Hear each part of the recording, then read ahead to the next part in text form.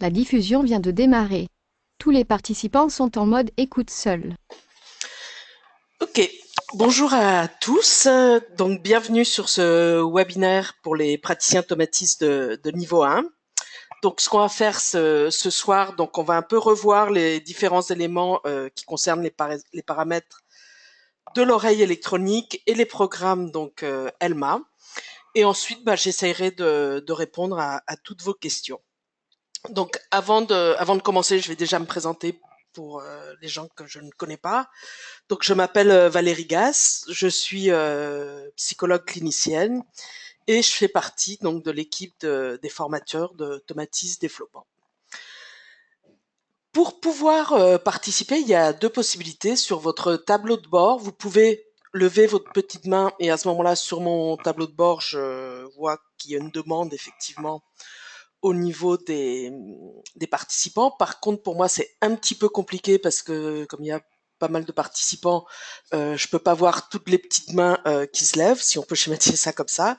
Et l'autre moyen, c'est sur votre tableau de bord, dans la partie questions, de taper votre question et à ce moment-là, si je la vois, parce que c'est difficile de faire la présentation et de voir ce qui se passe à côté en même temps, mais si je vois la question, j'essaye de répondre à la question pendant la présentation. Sinon, je répondrai à toutes les questions à la fin de la présentation. Ensuite, à la fin de la présentation, ce qu'on peut faire, c'est que j'essayerai d'ouvrir les micros, puisque là, ils sont tous fermés, parce que sinon, il y a un bruit de fond qui est gênant, et c'est impossible de présenter quand les micros sont ouverts. Donc, j'essayerai d'ouvrir les micros. S'il n'y a pas trop de bruit chez vous, etc., on peut fonctionner comme ça. Et comme ça, vous aurez la possibilité de poser vos questions oralement directement, ou sinon, vous levez la petite main, et là, je peux ouvrir le micro à la fin de la présentation. Donc, on va commencer donc cette présentation. Donc, on va reprendre un petit peu les différents éléments. Donc, le Tox-up est une technique donc préparatoire qui peut être utilisée au préalable, soit en conjonction avec un autre système pédagogique ou thérapeutique. Donc, il permet un effet d'interaction pédagogique ou thérapeutique. Et pour nous, on considère que c'est un accélérateur d'apprentissage ou de développement. Donc, comment agit-on sur l'écoute? Attendez, j'ai un problème de panneau. Ok. Voilà. Donc, les problèmes d'écoute vont survenir donc en cas de dysfonctionnement des muscles auditifs. Vous vous rappelez qu'on a deux muscles au niveau de l'oreille moyenne, le muscle du marteau et le muscle de l'étrier sur lesquels on va agir grâce à la bascule électronique. Et ce dysfonctionnement va entraîner donc une perturbation du système émotionnel concernant la réception et l'acceptation de certaines fréquences. Et en retour, le système émotionnel exercera une dérégulation accrue des muscles auditifs. Donc c'est un cercle vicieux dans lequel va être pris notre client au niveau de son écoute. Et c'est pour ça que c'est aussi important au niveau de ce système, au niveau de cette perturbation au niveau du système émotionnel. C'est pour cette raison-là qu'on travaille au départ avec les programmes T et F. Ok. Qu'est-ce qu'on va faire avec les programmes T et F, plus particulièrement avec le programme F, c'est qu'on va travailler sur toutes les zones fréquentielles. Parce qu'on sait qu'il y a des perturbations au niveau de certaines fréquences, mais on ne peut pas savoir quelles sont les fréquences qui posent problème ou qui font réagir le système neurovégétatif, qui vont faire réagir le système sympathique de notre client. Donc, pour essayer de modifier ces réactions émotionnelles, on va travailler sur toutes les fréquences. Et qu'est-ce qu'on fait avec les programmes F, T? Alors T, c'est un petit peu plus bas, c'est moins large que le programme F, mais le programme F couvre toutes les zones fréquentielles, du moins les zones au niveau linguistique et plus haut, hein, puisqu'on monte jusqu'à 16 000 Hz au niveau des musiques avec lesquelles on travaille, pour justement désensibiliser, on va dire, l'oreille et les réactions émotionnelles que peut avoir l'oreille en utilisant l'effet de bascule électronique pour que le système ne se réactive pas au niveau émotionnel. Et c'est pour ça que le programme F est tellement important. C'est un programme qui a été mis en place par Tomatis lui-même, hein, au niveau de quand moi j'ai commencé à travailler avec lui, on travaillait pas du tout avec le programme F, on travaillait de manière assez rapide sur on montait très vite en filtrage au niveau de nos programmes pour travailler sur l'énergie, etc.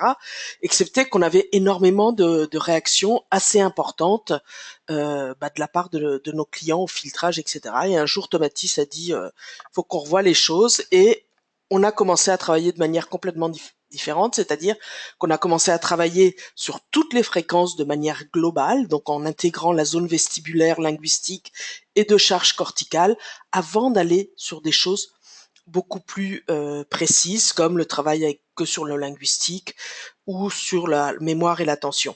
Et ça a permis, on a vu des changements extrêmement importants au niveau des réactions que pouvaient avoir les gens au niveau émotionnel, et également le fait qu'on avait besoin de moins de séances d'écoute pour obtenir les mêmes résultats par rapport à ce qu'il en était précédemment. Donc c'est pour ça qu'aujourd'hui, le programme F est un programme, parce que bon, on appelle ça le programme fondamental, ça fait un peu cheap entre guillemets, mais c'est probablement le meilleur programme euh, Tomatis, si on peut schématiser ça comme ça, et c'est pour ça qu'on peut aussi le répéter si on estime que c'est quelque chose qui est nécessaire.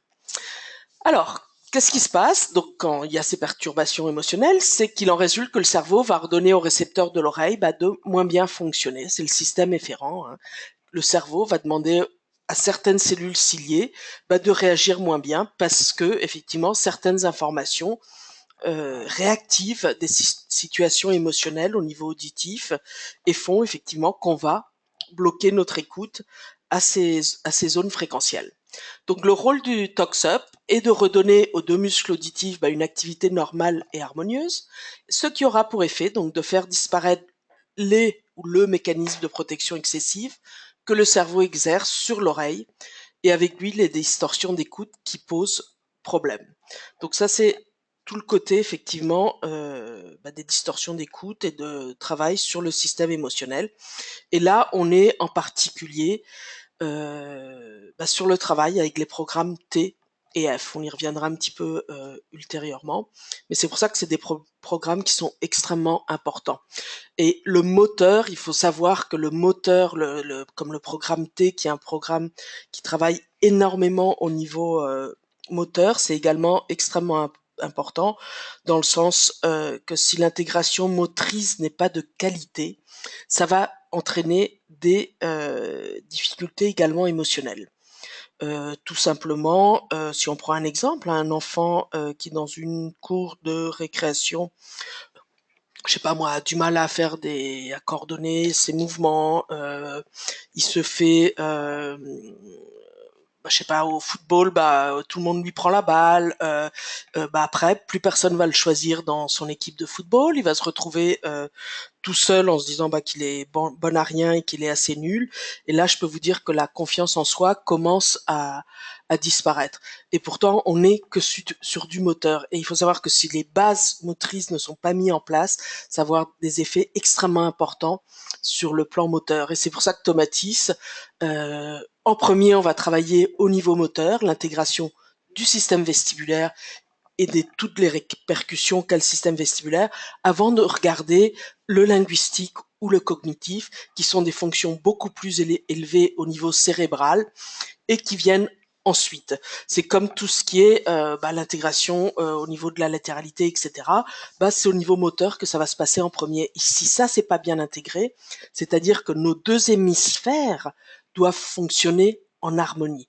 Parce que s'il y en a qu'un qui fonctionne ou l'autre, et que l'information ne circule pas entre les deux hémisphères, je vais avoir beaucoup de mal pour lire, pour écrire, pour comprendre ce que je lis en fonction si c'est plus l'hémisphère droit ou l'hémisphère gauche qui prend le dessus. Pour pouvoir lire correctement, il y a un hémisphère qui va décoder l'information et l'autre hémisphère qui va comprendre. Et si j'ai pas les deux systèmes, et si j'ai pas un corps calleux qui amène l'information de manière correcte, c'est-à-dire un corps calleux qui est bien développé, et là ça se développe, c'est au niveau moteur, je vais avoir du mal effectivement dans tous mes apprentissages ensuite. Donc c'est pour ça, ou du moins quand je travaille au niveau de la formation, je dis toujours, s'il n'y a pas de corps, on est très mal barré pour tout ce qui est intégration ensuite au niveau des apprentissages, qui sont des sphères beaucoup plus élevées au niveau cérébral. Malheureusement, dans l'éducation en France, on a un peu tendance à oublier le côté moteur et l'intégration motrice, comme c'est par exemple une aberration également de faire essayer de faire lire un enfant de 5 ans, de 4 ans, etc. Parce qu'au niveau cérébral, il n'a pas la capacité de le mettre en place. Alors, il y aura toujours des exceptions, hein, excepté que si on arrive à faire lire un enfant de 4 ans ou de 5 ans, ce qui est quelque chose tout à fait possible, il y a d'autres intégrations qui ne vont pas pouvoir se faire parce qu'on va accélérer des processus qui doivent se faire à un certain moment donné et que c'est le système nerveux qui met en place euh, à quel moment doit se faire telle ou telle étape, et il n'est pas conseillé de modifier ce système-là, qui d'ailleurs ne peut pas l'être. Alors, donc, on revient sur le principe de fonctionnement de l'oreille électronique. Donc, l'opérationnalisation du TalkSub repose sur un dispositif technique qui est appelé donc bascule électronique ou gating, et donc ce dispositif permet d'activer les stratégies d'organisation perceptive de notre environnement acoustique que le cerveau sait utiliser efficacement quand l'écoute n'est pas perturbée. C'est le mot perturbé qui pose problème, on va dire ça comme ça. Donc, le principe de fonctionnement de la bascule repose, donc, comme vous le savez, sur la notion de contraste perceptif. Donc, la bascule consiste en un jeu d'alternance entre deux canaux sonores qui va distribuer le même message sonore, mais avec des timbres et des intensités différentes. Et c'est cette alternance qui permet donc la mobilisation des muscles auditifs, et il faut bien intégrer que la bascule se fait par ces deux systèmes, d'accord? C'est pas seulement le timbre ou seulement l'intensité, c'est les deux ensemble qui font que la musculature va travailler, et également que le cerveau va se mettre en posture d'attention, si on peut schématiser ça comme ça. Si on n'a pas ces deux systèmes, le cerveau ne va pas faire attention. C'est un peu comme je vous parle, là il y a des choses déjà que vous connaissez, ben, votre cerveau fait moins attention parce qu'il est dans quelque chose qu'il maîtrise déjà, donc il n'a pas besoin de faire attention. Et en plus, si je me mets à vous parler avec une voix comme ça, et en seulement lisant, etc., au bout d'1 minute, votre cerveau va plus du tout faire attention à ce que je suis en train de dire, parce qu'on a besoin de ces changements d'intonation dans la voix. Ça, c'est la première chose. Et ensuite, on a besoin, pour que le cerveau fasse attention, que ce qu'on est en train de nous dire nous intéresse, ou qu'on ne sache pas déjà ce qu'on est en train de nous dire. Donc, cette double alternance qui est non prévisible, hein, permet de déclencher un mécanisme donc de détection de changement du message sonore qui va modifier la mémoire auditive et enclencher les mécanismes de l'attention sélective. Donc, le canal 1 fait passer le message en favorisant les fréquences graves avec une faible intensité, et le canal 2 transmet le message en favorisant les fréquences aiguës et avec une intensité plus forte. Donc, tout ça, logiquement, vous l'avez déjà intégré. Donc, le but de cette bascule en canal 2 est de déclencher les mécanismes d'éveil et d'attention dans le cerveau qui sont nécessaires au décodage précis du message. Le signal sonore qui va atteindre l'oreille va activer le système nerveux et permettre à la personne de porter son attention sur le message. Donc, on apprend à viser. En schématisant, ça revient un petit peu à ça. Donc, comment ça fonctionne? Donc, ça fonctionne grâce à un procédé qui est appelé Baxendale, c'est-à-dire un filtre papillon. Un filtre papillon, pardon, c'est un double filtre qui permet, vous vous rappelez des filtres, hein, les filtres nous permettent d'amplifier ou d'atténuer certaines zones fréquentielles au niveau, en fonction des zones qu'on veut, sur lesquelles on veut faire travailler de manière plus précise notre oreille. Et vous savez qu'on a effectivement plusieurs filtres au niveau des programmes de niveau 1. Donc ça permet d'amplifier ou d'atténuer les fréquences basses et les fréquences hautes du spectre sonore. Il y a un filtrage qui est de plus ou moins 25 décibels. Donc elle permet de passer d'une écoute passive qui favorise les fréquences graves en canal 1 à une écoute active privilégiant les fréquences aiguës en canal 2. Donc on va forcer l'oreille à viser sur les fréquences aiguës, ce qui est beaucoup plus dur que de viser sur les fréquences graves. Donc un filtre est un circuit utilisé pour bloquer ou réduire, atténuer une bande de fréquence en fonction de la fréquence de coupure qu'on choisit au niveau du filtre. Donc les graves et aigus du canal 1 sont réglés de façon à mettre l'oreille humaine en état de relaxation complète, tandis qu'en canal 2, les aigus et les graves sont réglés en fonction de la posture auditive à acquérir selon une courbe prédéterminée, ceci en tenant compte du but recherché, donc étude de langue, rééducation de la voix, acquisition du langage, etc.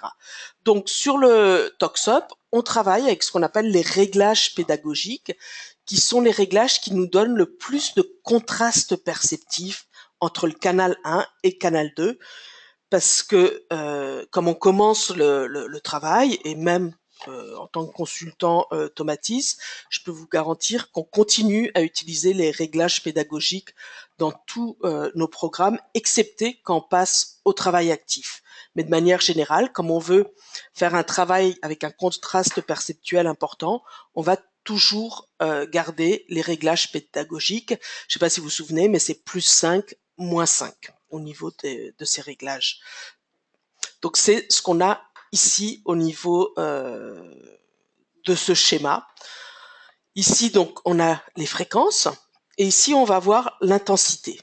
Et au niveau des réglages, donc en bleu on a le canal 1, donc vous voyez ici j'amplifie donc les sons graves, puisque le point de bascule est à 800 Hz au niveau du Toxop. Donc j'amplifie les sons graves et je vais atténuer les sons aigus.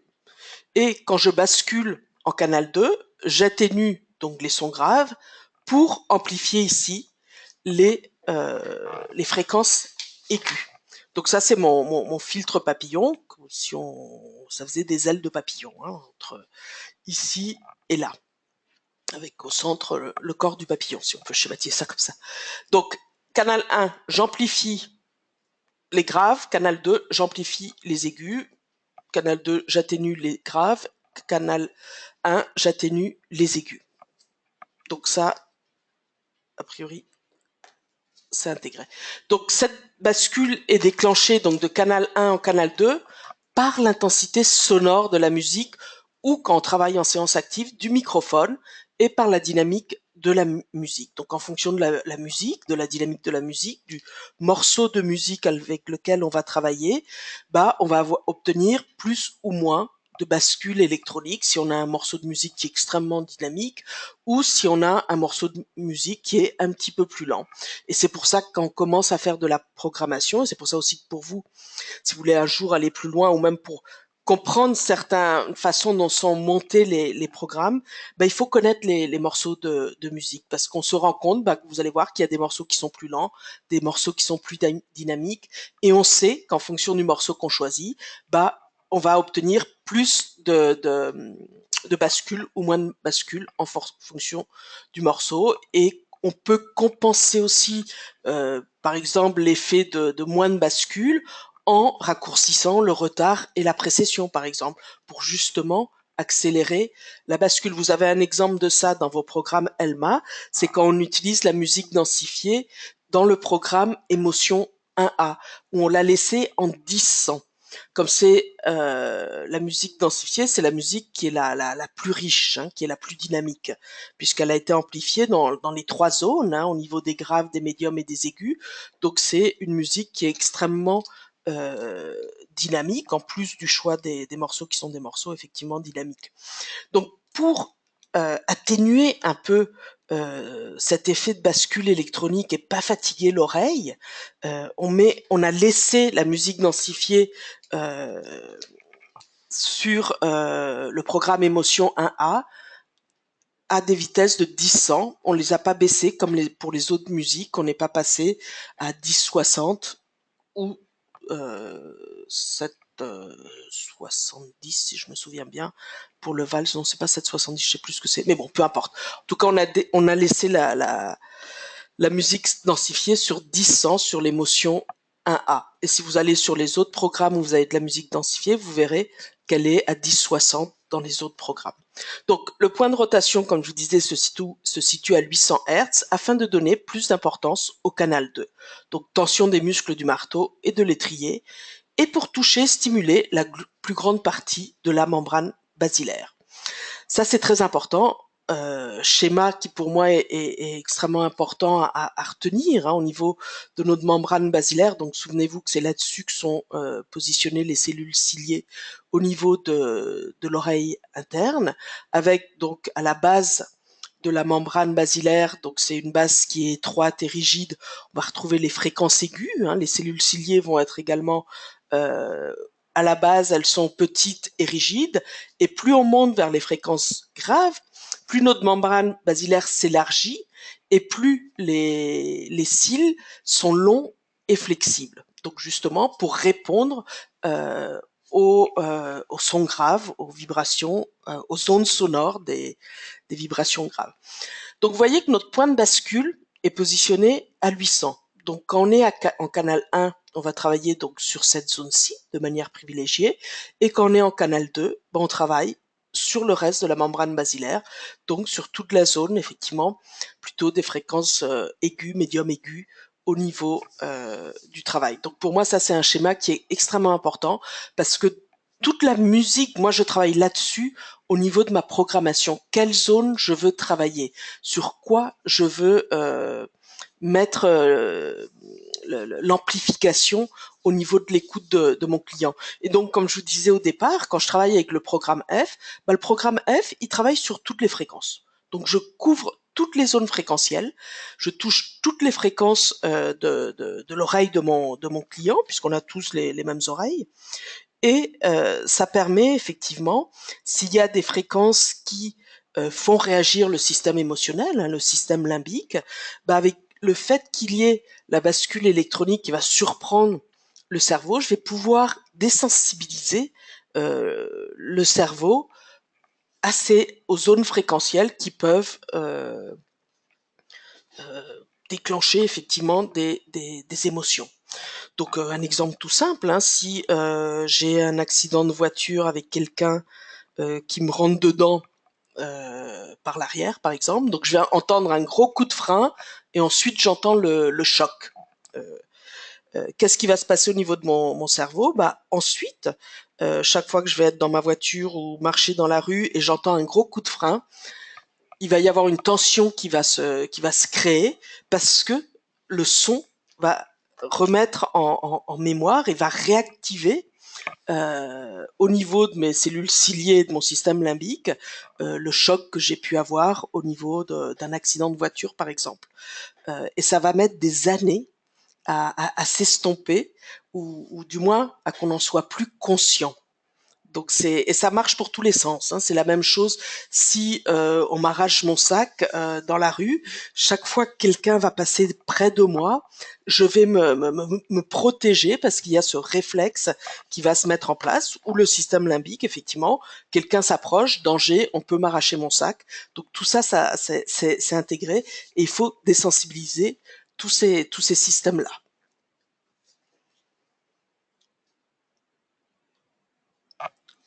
Alors, donc le passage en canal 2 apprend à l'oreille à se protéger contre les fréquences graves de l'environnement qui ont un effet masquant. Donc ça c'est aussi très important parce que tout ce qui est linguistique, tout ce qui est décodage, déchiffrage, analyse des sons, pour nous au niveau que ce soit du langage, de l'écriture, etc., il va falloir pouvoir analyser de manière extrêmement précise et extrêmement rapidement toutes les fréquences aiguës. Et si les sons graves prennent le dessus, il y a ce qu'on appelle un effet de masking, un effet masquant, c'est-à-dire ça couvre tous les autres sons et je suis incapable effectivement de décoder correctement quand cet effet masquant se met en place. Donc le passage en canal 2 permet également de produire un effet d'éveil cortical important puisqu'on va être en train de travailler donc sur les fréquences plus aiguës. Souvenez-vous, c'est les fréquences également qui donnent le plus d'énergie au niveau cortical puisqu'il y a plus de connexions au niveau neurologique parce qu'on a plus de cellules ciliées dans cette zone fréquentielle. Donc le passage de C1 à C2 est assurée de deux façons, donc par conduction osseuse, donc le son arrive directement à l'oreille interne, et par conduction aérienne, le son passe par le tympan. Donc la conduction osseuse précède toujours la conduction aérienne, donc il y a un effet de précession de la conduction osseuse. La précession donc permet une préparation et une mise en route du traitement de l'information sonore qui sera achevé en conduction aérienne afin de réaliser une analyse poussée et attentive de la scène auditive. Donc, ce qu'on appelle ici précession dans ce cas-ci, c'est ce qu'on appelle retard de manière générale au niveau de l'oreille électronique. Donc, par conduction osseuse, je vais préparer, je vais mettre en route mon écoute et c'est surtout la mise en route au niveau du corps pour être prêt à écouter et à intégrer l'information qui va arriver par conduction aérienne. Et là, je vais avoir un traitement de l'information, une analyse extrêmement fine de l'information qui va arriver par conduction aérienne. Donc, comme vous le savez, il est possible de jouer donc sur le temps de passage de canal 1 à canal 2, à la fois en conduction osseuse et en conduction aérienne. Le retard commande à la fois le passage de canal 1 au canal 2 de la conduction osseuse, et en même temps le temps de démarrage de la précession en conduction aérienne, puisque souvenez-vous que la précession ne peut pas se mettre en place tant que la conduction osseuse n'a pas fait son temps de retard, si on met un retard. Donc la conduction aérienne ne peut pas passer ou débuter avant la conduction osseuse. Donc la précession est dépendante du retard, elle commande le passage du canal 1 au canal 2 de la conduction aérienne une fois que le passage de la conduction osseuse s'est fait. En schématisant, donc on peut dire donc on a le retard qui est une phase d'initiation, une phase de préparation, donc qui se fait par conduction osseuse. Donc ça se passe directement au niveau de l'oreille interne.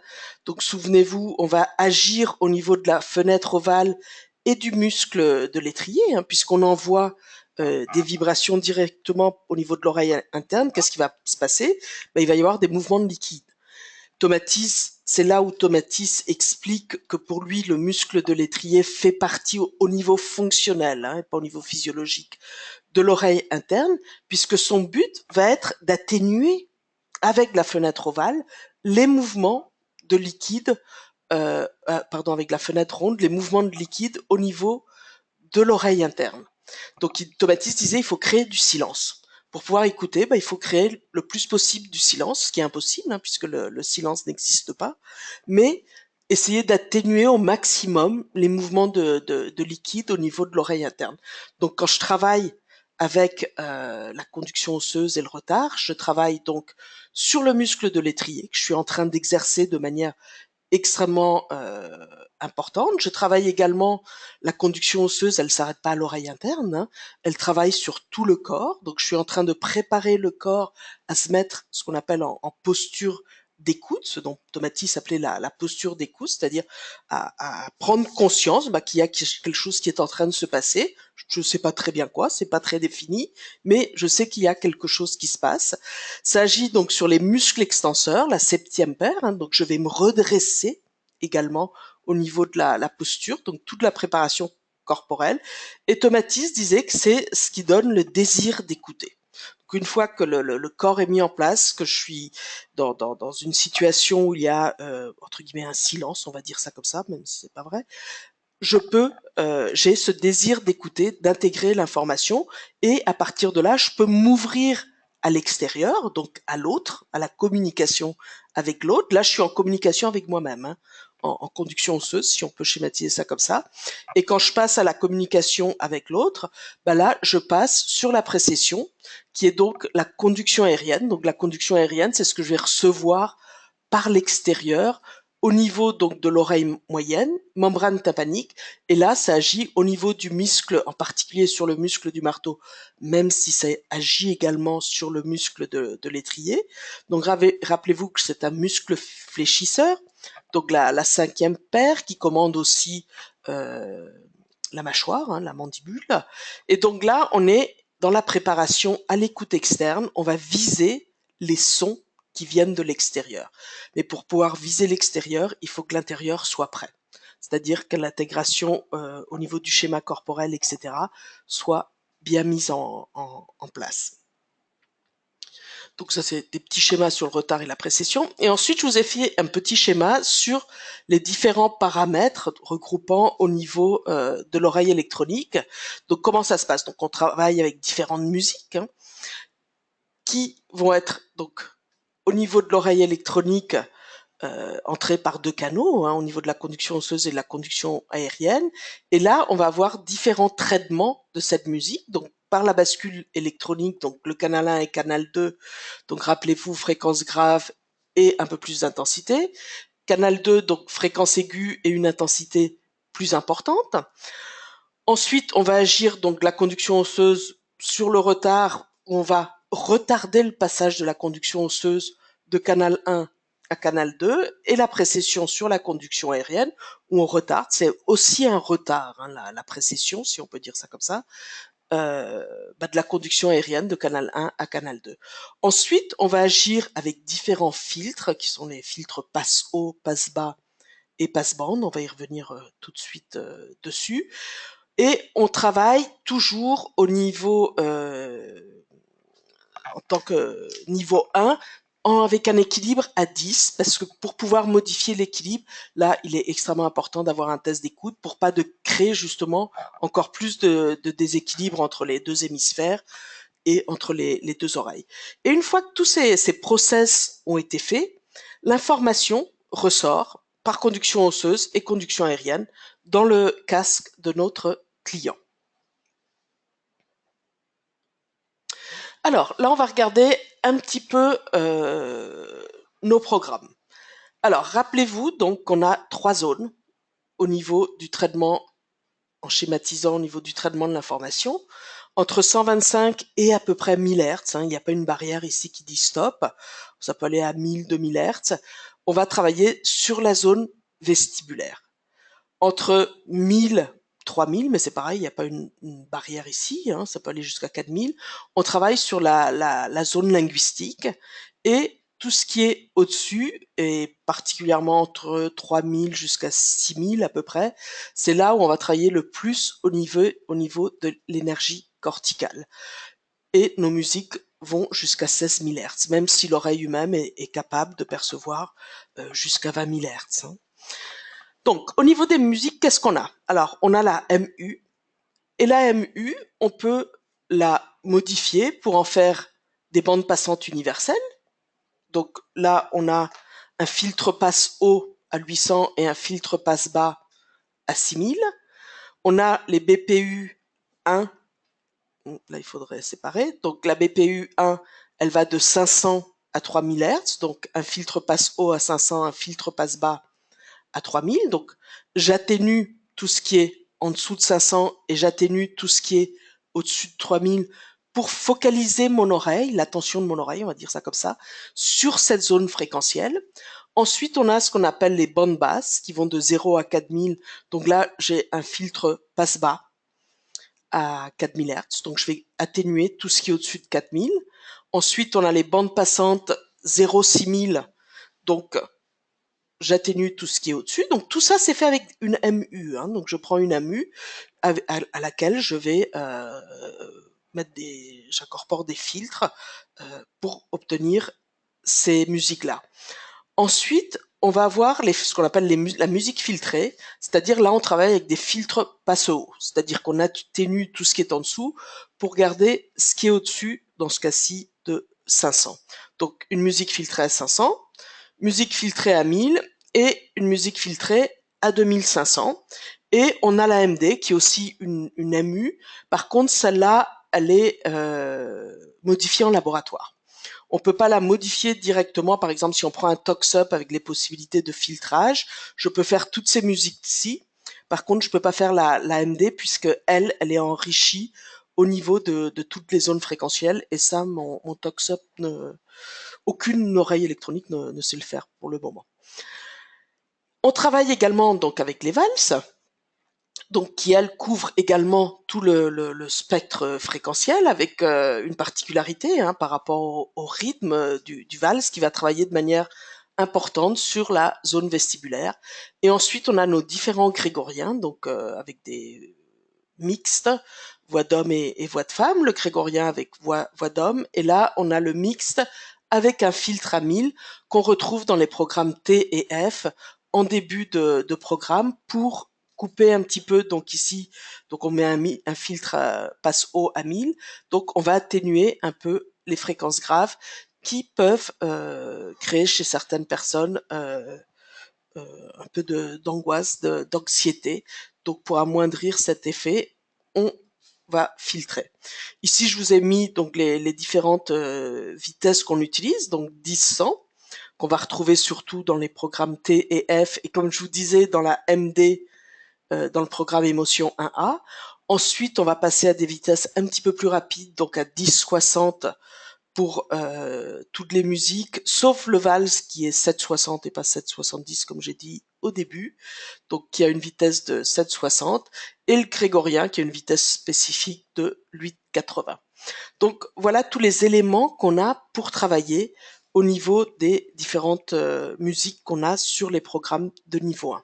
Je vais boire un petit peu.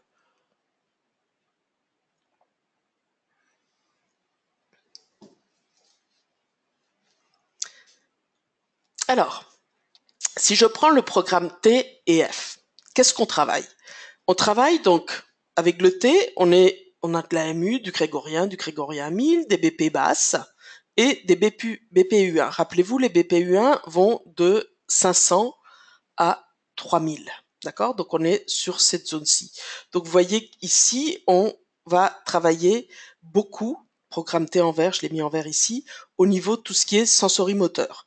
C'est-à-dire que notre but ici est l'intégration au niveau du système vestibulaire, et c'est pour ça qu'on travaille avec des bandes basses, avec des bandes qui ne vont pas, où on va pas utiliser de filtre, hein, puisque si on filtre, ben on coupe la zone vestibulaire. On va plutôt, avec les bandes passantes comme 0,4000, 0,6000, couper plutôt les fréquences aiguës pour justement concentrer notre travail dans la zone 1 et 2 particulièrement. D'accord? Même si on travaille avec la MU, vous voyez, la MU, elle couvre toutes les zones fréquentielles. Tout ce qui est MU grégorien sont des musiques qui couvrent tout le spectre fréquentiel, jusqu'à 16 000 Hz. Ensuite, dans le programme F, donc on retrouve la MU, le grégorien, et les bandes passantes. Donc là, on est pareil, en train de travailler de manière globale au niveau des trois zones. Donc on va jouer de manière importante donc avec le T sur le sensorimoteur, et avec le F on va jouer sur les trois zones, donc émotionnel, linguistique, cognitif, parce que notre but ici n'est pas de résoudre, je sais pas moi, un trouble du langage, ou on n'est pas en train de viser là-dessus. Comme je vous disais, on est en train de désensibiliser le système émotionnel, si on veut schématiser ça comme ça. Ensuite, on va passer donc au programme émotionnel, donc émotion 1A, émotion 1B et émotion 2. Donc vous voyez les différentes musiques qui sont utilisées. Donc là, la différence, comme vous le savez, donc entre l'émotion 1A et l'émotion 1B, c'est qu'on ne va pas avoir de musique densifiée dans le programme émotion 1B, puisque c'est un programme qui a été fait au départ pour travailler avec les personnes épileptiques, ou des personnes extrêmement sensibles au niveau auditif, ou avec des problèmes d'acouphènes, ce genre de problématiques qui sont très réactifs à tout ce qui est son aigu. Donc on a supprimé la musique densifiée parce que par rapport aux épileptiques, ça donne trop d'énergie, et même s'il y a très peu de risques qu'on puisse faire une crise d'épilepsie avec la musique qu'on utilise, on ne veut pas prendre ce risque-là parce que les dommages d'une crise épileptique sont beaucoup plus importants que ce que nous on va apporter en utilisant une MD. Hein. Donc au niveau des programmes, donc là les programmes émotions donc se concentrent énormément au niveau sur le plan émotionnel, hein, c'est le but. On travaille donc de manière importante en fonction des musiques, comme vous voyez, on est des bandes passantes donc qui vont jusqu'à 0,4, 0,6. Donc on va travailler sur la zone vestibulaire, sur le langage, de manière globale, mais pas beaucoup d'énergie corticale, parce qu'on ne cherche pas à donner de l'énergie. On est toujours dans notre travail global au niveau émotionnel. Quand on passe au programme émotion 2, là, ce qu'on voit qui est rajouté, c'est on commence à travailler avec de la musique filtrée à 500. Donc ça veut dire que je commence à couper au niveau vestibulaire parce que je considère que mon client à ce niveau-là, ça va mieux et que j'ai pas besoin de continuer mon travail à ce niveau-là et que je peux commencer à envisager à monter au niveau fréquentiel. Il faut un peu visualiser, on va dire, ces zones fréquentielles, un peu comme aussi au niveau si on peut schématiser ça comme ça, au niveau du développement du cerveau, où on va passer d'un cerveau au niveau du développement où on va travailler, qui se développe en premier au niveau moteur, hein, et ensuite on va monter sur des possibilités qui sont beaucoup plus élevées, comme le langage ou tout ce qui est cognitif. Donc quand on travaille avec un enfant ou un adulte, il faut analyser effectivement pour essayer de comprendre sur quelle zone la problématique peut se trouver. Et faut aller chercher l'information, hein, parce un enfant peut venir pour pour des problèmes au niveau du langage, mais s'il y a des problèmes moteurs, il va falloir travailler de manière importante la zone vestibulaire avant de pouvoir aller sur la zone linguistique. Plus on va stabiliser à ce niveau-là, plus on aura des résultats rapidement, même si on vise pas le motif de consultation de la personne en premier. Donc, tout ce qui est programme émotionnel travaille de manière importante donc sur ces zones fréquentielles. Ensuite, on va passer au programme linguistique. Donc L1A, L1B et L2. Je vous rappelle que le L1B, c'est la même chose, hein. On supprime tout ce qui est musique densifiée et musique filtrée dans le programme L1B pour les mêmes raisons citées précédemment, pour pouvoir travailler effectivement avec les personnes sensibles ou des problèmes épileptiques, on s'appelle d'acouphènes, etc. Donc là, on va travailler de manière extrêmement importante sur la zone linguistique, hein, puisqu'on commence à introduire donc les BPU, qui sont donc des bandes passantes linguistiques, hein, puisqu'on va donc BPU1 de 500 à 3000, BPU de 800 à 6000 Hz. Donc on est en train de concentrer, on apprend à l'oreille à viser dans cette zone-ci. D'accord? Donc focaliser son attention, intégrer, analyser, décoder les fréquences de manière extrêmement précise dans cette zone-ci pour effectivement aider au niveau décodage, analyse du son, qui doit se faire de manière extrêmement rapide, hein, puisqu'on reçoit plusieurs millions de stimulations, et il faut être capable de savoir qu'est-ce qui est intéressant de ce qui ne l'est pas, et l'oreille doit agir de manière extrêmement rapide.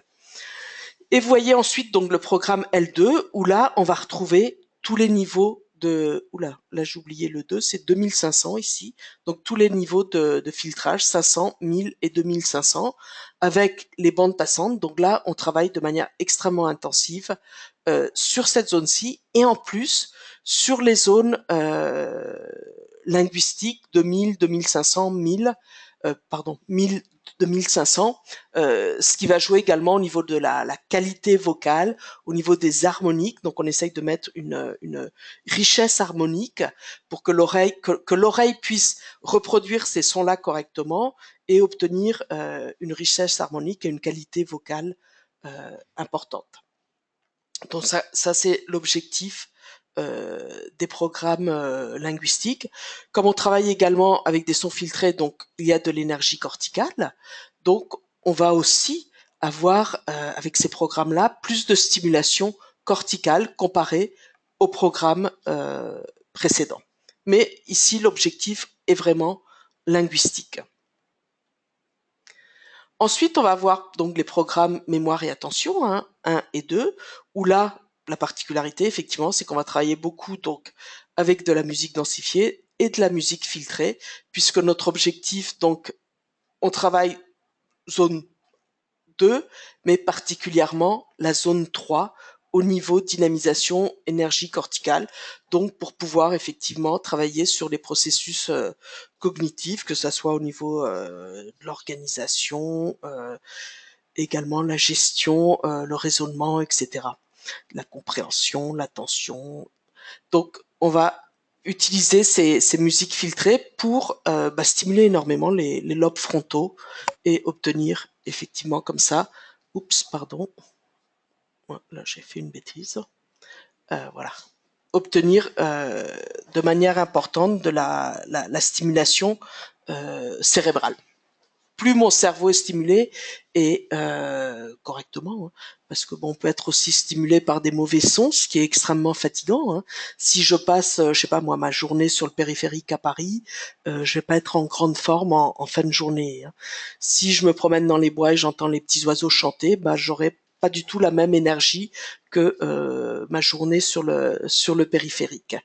Donc c'est pour ça que c'est important d'ouvrir l'oreille à ces zones fréquentielles. Et c'est vrai qu'on est dans un monde où il y a beaucoup de bruit et les sons environnants sont plutôt dans cette zone-ci, hein, donc c'est plutôt des fréquences graves. Comme on disait en début de la présentation, bah, tout ce qui est son grave va avoir tendance à masquer tout ce qui est linguistique et dynamisation corticale. Et le problème, c'est que si je reçois trop de sons graves, ça a aussi tendance à m'épuiser, à me fatiguer au niveau corporel.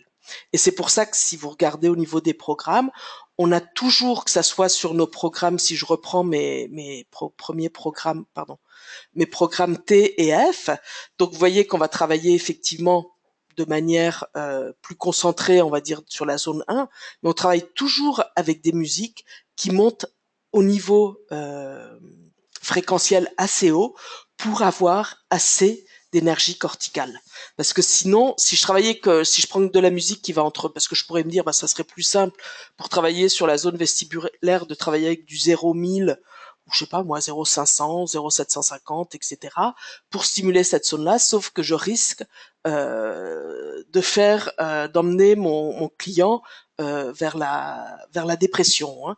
Donc ce n'est pas conseillé et c'est pour ça qu'on fait très attention au niveau du travail sur le système vestibulaire de toujours garder assez d'énergie corticale avec des musiques qui couvrent tout le spectre fréquentiel et pas seulement se concentrer sur une zone. Et si vous regardez sur tous les programmes, c'est pour ça que vous allez retrouver de la MU dans tous les programmes parce qu'elle est absolument nécessaire pour couvrir tout le spectre fréquentiel.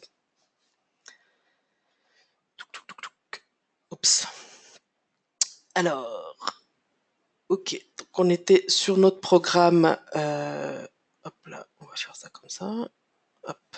Donc sur nos programmes mémoire et attention, donc des programmes qui sont également plus demandeurs, hein, puisque c'est des programmes avec beaucoup de sons filtrés, prendre en compte effectivement que la plupart des gens ont une sensibilité accrue sur les fréquences aiguës, et c'est pour ça que c'est des programmes qui sont parfois moins faciles, on va dire ça comme ça, d'utilisation, à cause de l'importance effectivement des sons filtrés dans ces programmes-là.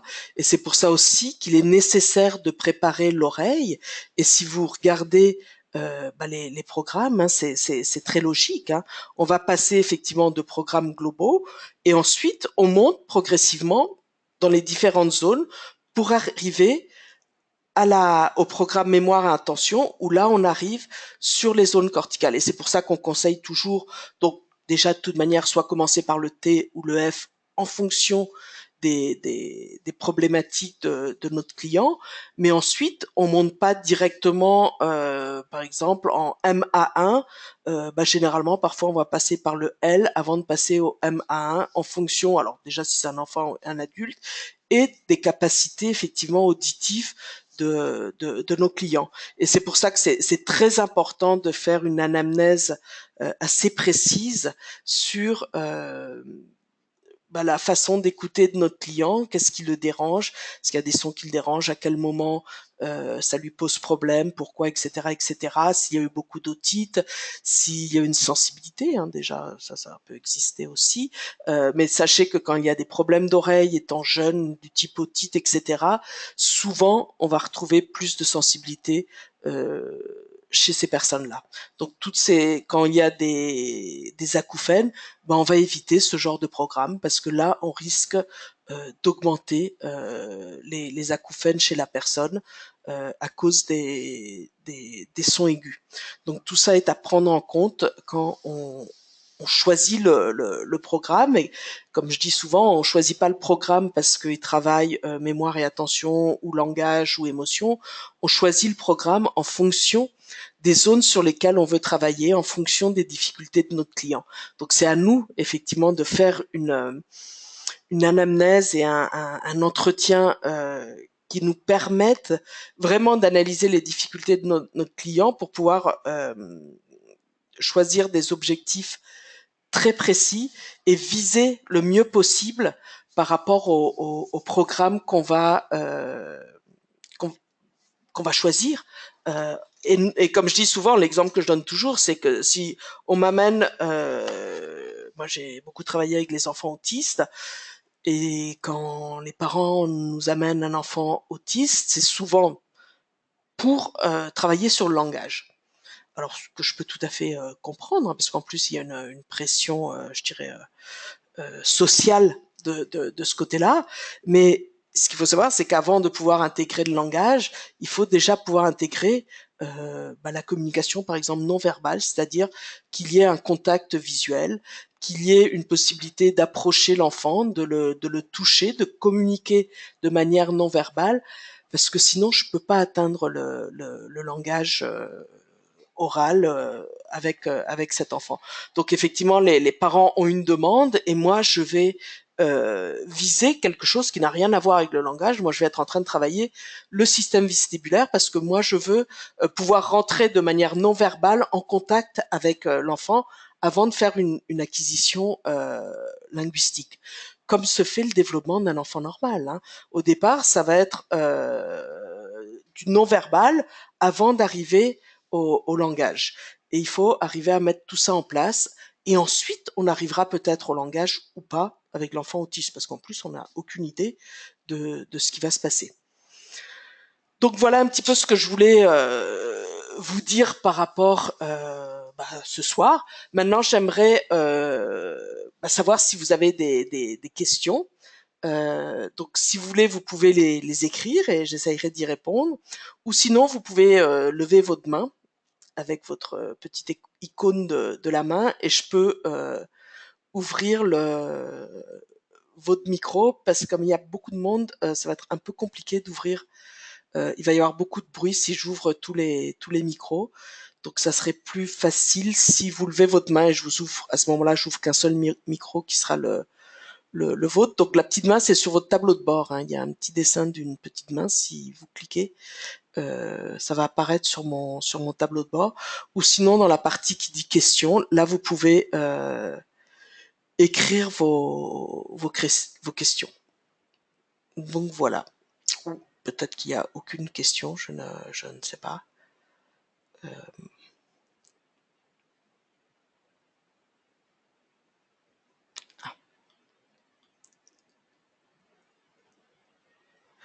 Alors la question, donc je vais lire la question hein, parce que et le programme préparatoire de TOX IL similaire avec le F, tout à fait. C'est quasiment le même si je me trompe pas. Je crois qu'il est un petit peu plus long, quoique je suis même pas sûre. Mais c'est exactement le même objectif, euh, excepté qu'on n'a pas. Il faudrait que je le regarde parce que moi je travaille pas l'intégration linguistique, mais je pense. Alors c'est MU grégorien, ça c'est clair. Je sais pas s'il doit y avoir aussi les bébés. Je suis pas sûre. Mais bon, en tout cas, l'objectif est exactement le même. Hein. C'est de travailler sur toutes les zones fréquentielles, parce que même quand j'apprends même si je rentre pas dans le côté émotionnel dans l'apprentissage des langues, puisque la personne ne vient pas pour ça, il faut quand même désensibiliser un petit peu l'oreille et la préparer à travailler sur toutes les zones fréquentielles. Donc c'est exactement il y a peut-être une ou deux musiques qui vont pas être placées au même endroit, mais ça revient exactement au même avec le l'F de l'IL. Après, j'ai quelqu'un qui m'a écrit SISI. Ça, je sais pas ce que ça veut dire. Donc là, je vais pas pouvoir répondre.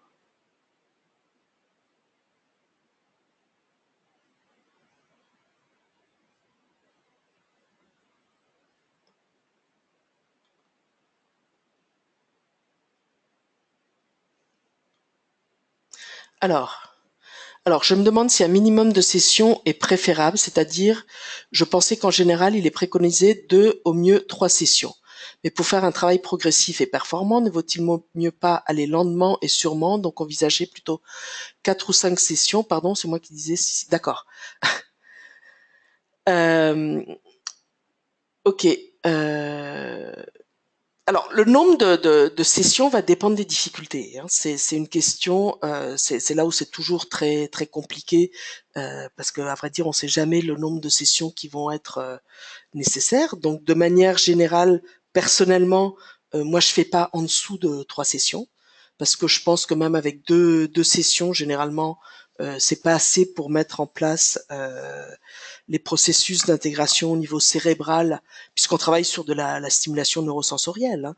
Donc on va essayer de créer de nouvelles voies, on va essayer que l'oreille intègre l'information différemment, et on sait que dans tout ce qui est stimulation neurosensorielle ou même apprentissage tout simplement, il faut pouvoir intégrer plusieurs fois l'information avant que celle-ci puisse être intégrée correctement et qu'on puisse utiliser les nouveaux systèmes.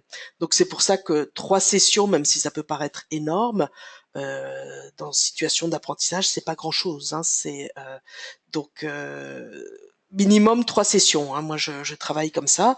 Après, en fonction des difficultés, quand je vous disais tout à l'heure, je travaillais avec des enfants autistes. Il faut savoir que des enfants autistes, c'est plusieurs années de travail, hein, au rythme de 5, 6 sessions par an pour pouvoir mettre les choses en place et en travaillant avec d'autres méthodes, hein. On fait pas que du automatisme, mais on sait très bien que ça va prendre énormément de temps. Euh, donc, moi, je suis plutôt effectivement aller progressivement que d'essayer d'aller trop vite. Bon, après, il y a une question de pression, il y a une question aussi de coût, hein, qu'il faut prendre en compte, mais je pense qu'en dessous de 3 sessions, excepté de travailler avec un professionnel de la voix, où là on va travailler quelque chose d'extrêmement précis, donc on peut envisager de travailler peut-être sur deux sessions, mais je dirais pour moi le minimum c'est vraiment 3 sessions de stimulation pour intégrer au niveau neurologique les changements qui doivent se mettre en place, hein. Quel est le lien entre apprentissage d'anglais, dyslexie et la méthode Tomatis? Je crois que je n'ai pas compris la question, mais bon, je vais essayer de dire c'est 2 choses différentes, hein. D'un côté, je peux travailler tout ce qui est apprentissage d'anglais, c'est-à-dire que je vais travailler sur les rythmes de la langue, je vais travailler sur l'accent de la langue, donc tout ce qui se fait là, la prosodie de la langue, c'est là où Tomatis effectivement parlait de l'écoute intra-utérine et de l'importance de l'écoute intra-utérine au niveau intégration des rythmes linguistiques.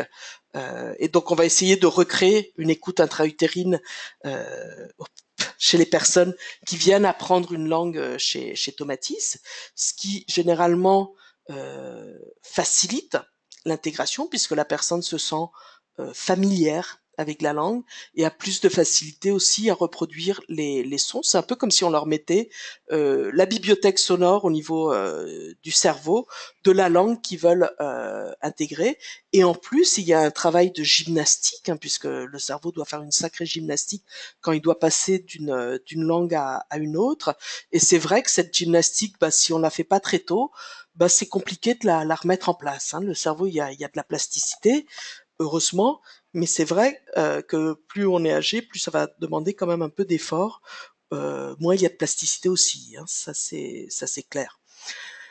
Ensuite, la dyslexie, la dyslexie au niveau de la méthode Tomatis, il faut savoir qu'au niveau de la dyslexie, on retrouve énormément de problèmes au niveau moteur chez le dyslexie, d'où difficulté dans l'espace, dans le temps, de positionnement donc espace-temps, aussi au niveau du schéma corporel, hein, d'où les inversions, etc.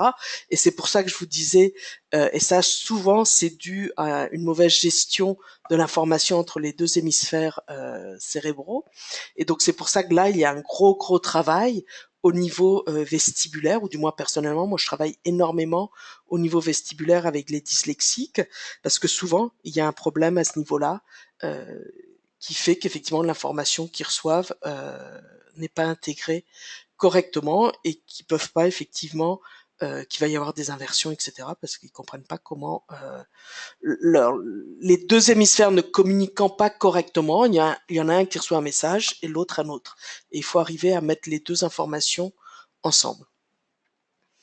Alors, ici on me dit, lors de ma grossesse, j'ai écouté T, puis F, puis j'ai voulu tenter le émotion 1B qui m'a énormément déstabilisé, donc je suis retournée sur le F.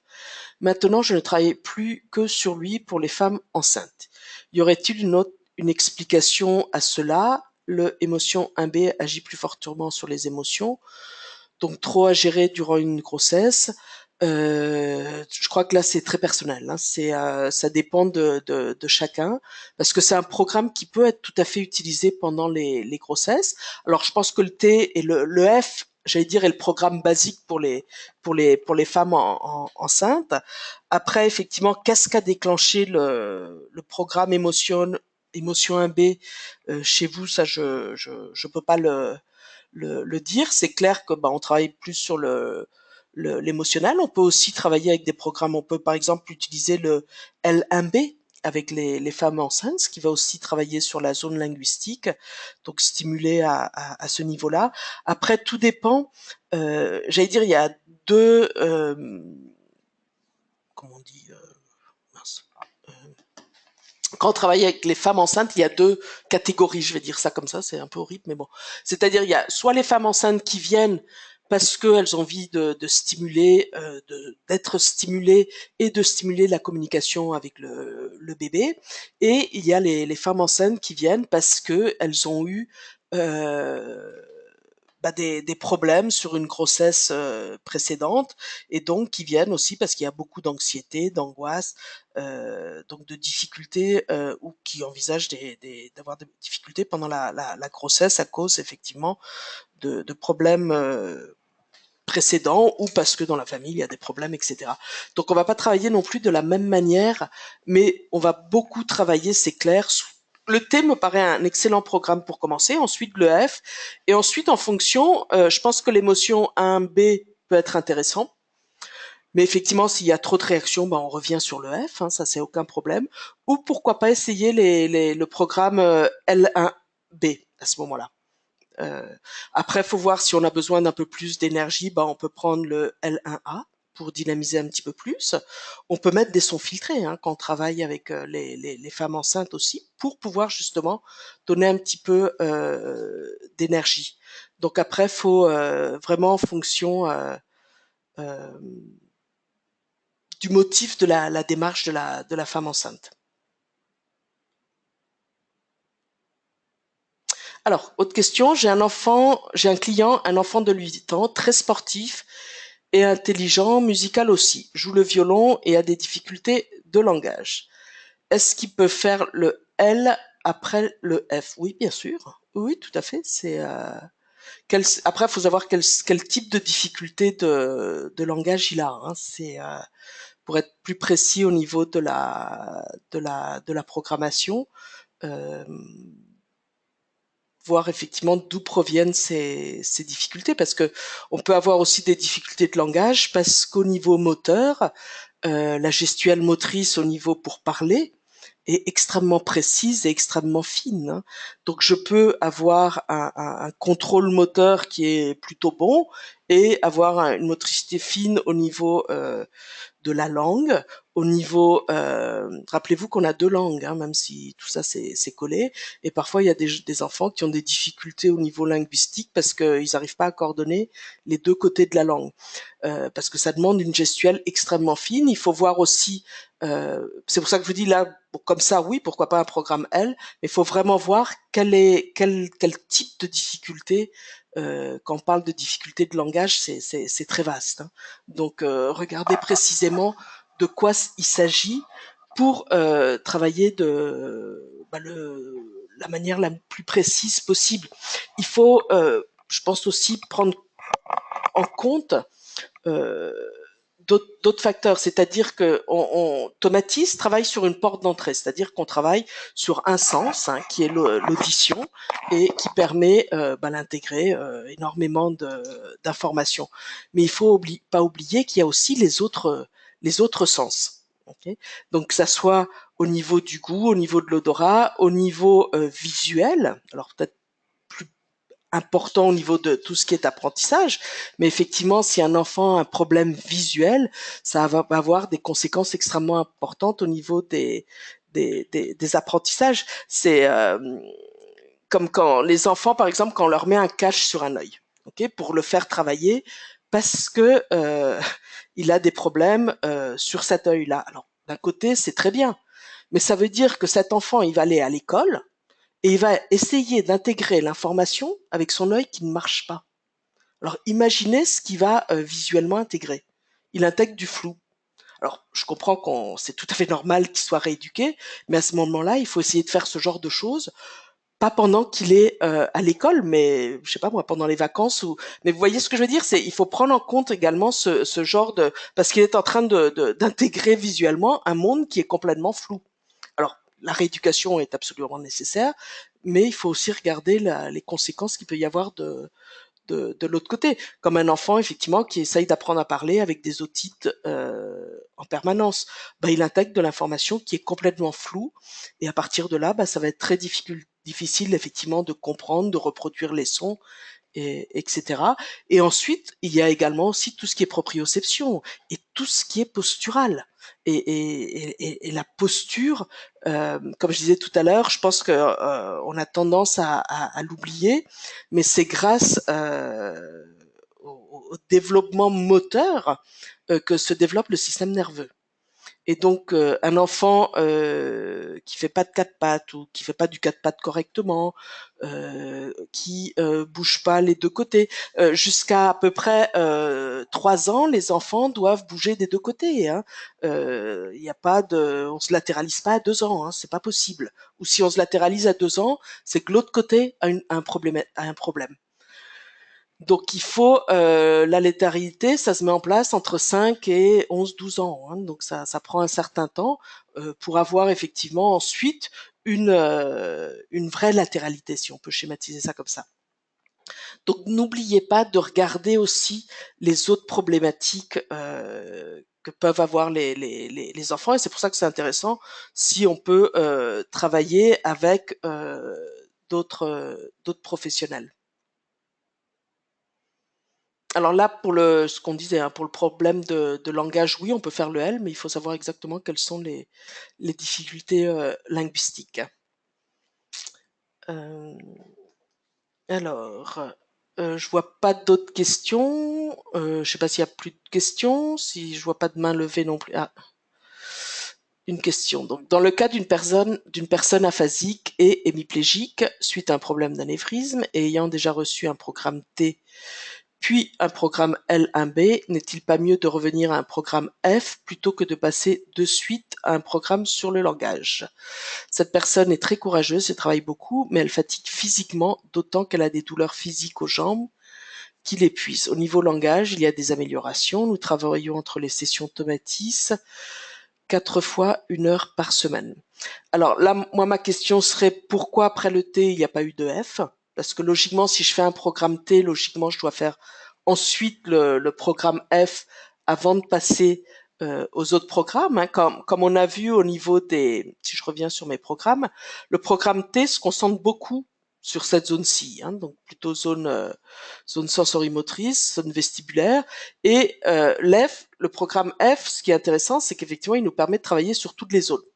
Donc généralement, quand on doit commencer par un T, c'est qu'il y a une sensibilité importante chez la personne. Donc dans ce cas-ci d'anévrisme avec hémiplégie, aphasie, etc., c'est extrêmement important de commencer avec le programme T. Mais ensuite, on va faire le programme F avant de passer. Rappelez-vous qu'on va monter toujours, j'allais dire, on part de la gauche et on va vers la droite. D'accord, au niveau de la programmation. Donc je vais travailler de manière globale avec mes programmes T et F, et ensuite, une fois que ça s'est intégré avec les programmes émotionnels, donc on travaille également plus dans cette zone-ci, puisque c'est le vestibule qui va nous permettre, et aussi la cochlée, mais l'intégration au niveau du système limbique. Mais il faut prendre en compte effectivement que avant d'arriver là, il faut que ça soit correct. Donc là, oui, on peut tout à fait refaire un programme F, mais quel va être le but? C'est ma question. Puisque là, il a déjà fait un programme linguistique. Alors, ce qu'il faut savoir quand vous avez ce type de problématique, bon, déjà, il faut que ça soit clair qu'il n'y ait pas de problème d'épilepsie, ce qui peut arriver quand il y a des problèmes de ce genre-là. Ce qui peut être intéressant avec ces personnes-là, c'est par exemple de beaucoup travailler avec le forebrain. Alors beaucoup travailler, il ne faut pas l'épuiser non plus, mais vous pouvez par exemple quelque chose qui peut se faire, c'est faire par exemple des séances, puisque je ne sais pas si vous êtes, je vois pas qui m'a posé la question. Ok. Ok, si, je vois. Mais je sais pas si vous êtes orthophoniste puisque vous travaillez avec elle très régulièrement, quelle est votre formation, mais par exemple, c'est d'utiliser le forebrain avec cette personne pour la faire répéter des mots particuliers sur lesquels vous voulez travailler, etc. Donc il y a cette possibilité-là. Ensuite, effectivement, là, on recherche quand même développer le langage.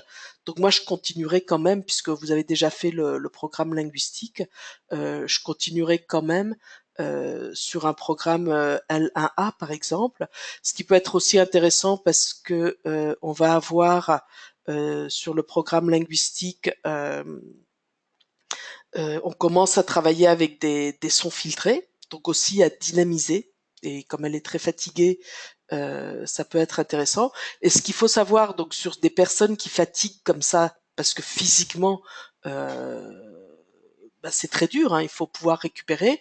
Vous pouvez aussi travailler, il faut, j'allais dire, avoir un sens pratique, c'est-à-dire se dire, je vais pas faire 2 heures par jour avec cette personne, je vais faire qu'1 heure par jour. Alors le programme va s'étaler, au lieu de le faire sur 13 jours, on va le faire sur 26 jours, mais je pense que parfois il vaut mieux faire le travail comme ça, quand c'est des cas euh, euh, spécifiques comme celui-ci, pour pas rajouter de la fatigue chez la personne.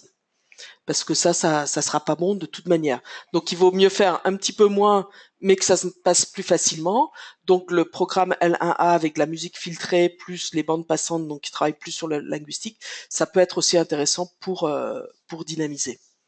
Donc je ne vois pas forcément une obligation de revenir sur le programme F.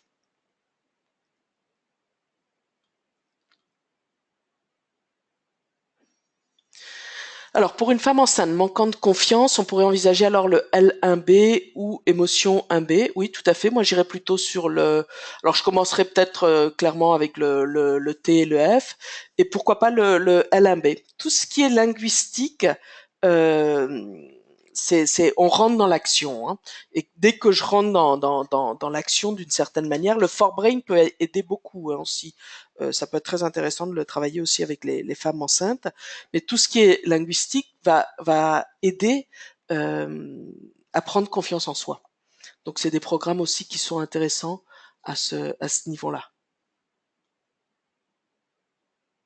Ah d'accord, il y a eu un F d'abord. Ok, je reviens sur la question précédente, parce que j'ai les questions qui apparaissent au fur et à mesure. Ok, donc s'il y a eu un F d'abord, ensuite le linguistique, moi j'irai au L1A là. puisque il y a pas de raison de revenir au F. La seule chose, comme je disais, peut-être faire ça, euh, de manière plus douce, quitte à faire 1 heure d'écoute, et pourquoi pas avec vous, pendant que vous faites les séances, faire 10 minutes de forebrain avec la personne. Ça c'est une possibilité.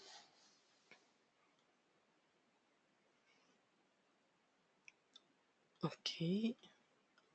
Ok, là je vois pas de nouvelles questions.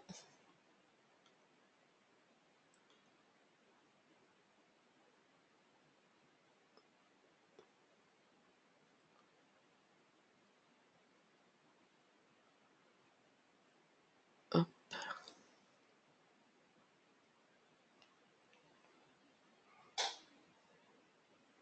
Ok, je sais pas si vous avez d'autres questions. Personne veut poser une question oralement?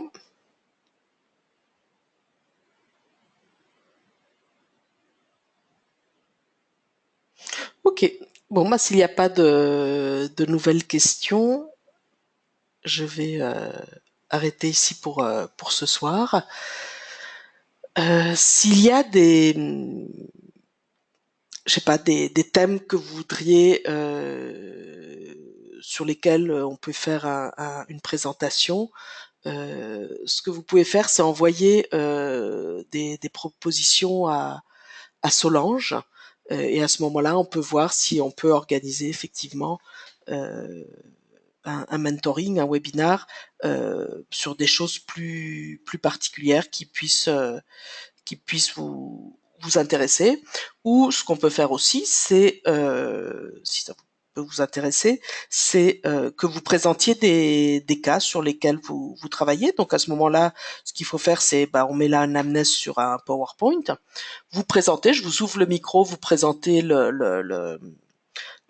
votre cas, et ensuite on peut discuter euh, du cas. Donc si vous avez des idées, des choses qui puissent vous intéresser, alors qui puissent aussi intéresser un peu tout le monde, hein. On peut pas rentrer dans des choses non plus hyper spécifiques, mais si vous avez des idées de webinars qui vous intéresseraient, faites-le savoir à Solange, et elle me transmettra ensuite l'information. Donc voilà. Merci beaucoup pour votre écoute. Et je vous souhaite une bonne soirée ou une bonne journée en fonction de où vous êtes dans le monde. Et merci pour tout. Et donc, de toute façon, vous allez recevoir un lien. J'ai fait un enregistrement de la présentation. Vous recevrez un lien. Solange va vous envoyer tout ça demain. Voilà. Merci beaucoup et bonne soirée. Au revoir.